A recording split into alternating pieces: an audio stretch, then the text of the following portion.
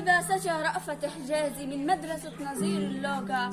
سوف ألقي عليكم قصة بعنوان الوطن المفقود. في صباح يوم جميل تحت شجرة الزيتون جلست حنين مع جدتها تتبادل الحديث. لفت انتباهها سنسال جميل ينسدل على صدر جدتها يتخذ شكل خريطة فلسطين. حنين: إنه سنسال رائع يا جدتي، لم أرى مثله من قبل، ولكن ما هذه الكلمات المكتوبة عليه؟ إنها صغيرة جدا لم أراها. الجدة: هذه كلمة بئر سبع يا حبيبتي، إنها قريتنا التي طردنا منها.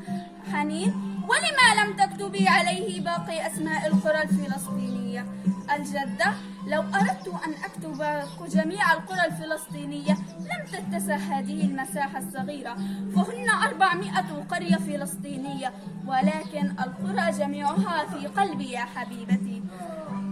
وما اقتصرت إسرائيل على تهجيرنا، وبل وزعت أراضينا ومزارعنا، ودمرت ملامح قريتنا الجميلة، وأقاموا عليها مستعمرات وسموها أسماء عبرية بدل أسماؤها العربية ليزيل الصيغة التاريخية. وهذا ليس غريب على بني صهيون، لأن من صفاتهم الكذب والافتراء كما حدث مع الأنبياء.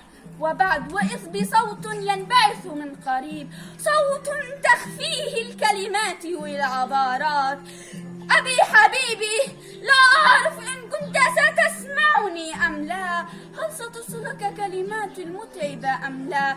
فتحت الباب وإذ بطفل يقف على باب المنزل، وقلت له: ما بك يا صغيري؟ قال لي، رد علي قائلا: اسمي على أغصان الزيتون، ومكان ولادتي أرض أحرقها بني صهيون، انتفاضات على الأرض الطهور. عمري بدأ منذ بدأت نكبة 48، وهذا ليس غريب على بني صهيون. وما اقتصرت إسرائيل على تهجيرنا.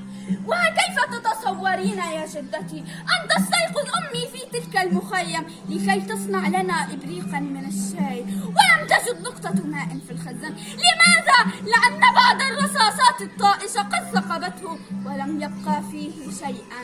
أما آن لبني صهيون أن يكفوا عنا. كفى يا ولدي، لقد أحرقت قلبي بكلامك هذا، والله سيأتي اليوم أن تكف إسرائيل عن القتل والتشريد، وهذا وعد من الله العزيز الحميد.